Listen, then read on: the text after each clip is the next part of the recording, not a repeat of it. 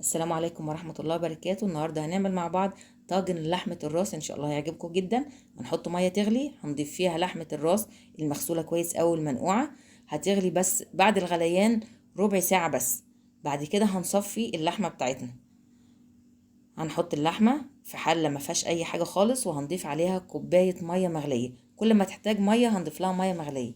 بعد كده هنحط بصلتين كبار مفرومين، وهنحط التوابل بتاعتنا. هنحط فلفل اخضر وكمون وكزبره مطحونين، فلفل اسود وتوم مفروم وقرفه مطحونه. هنحط معاهم عصير طماطم مبشوره ومعلقه صلصه كبيره.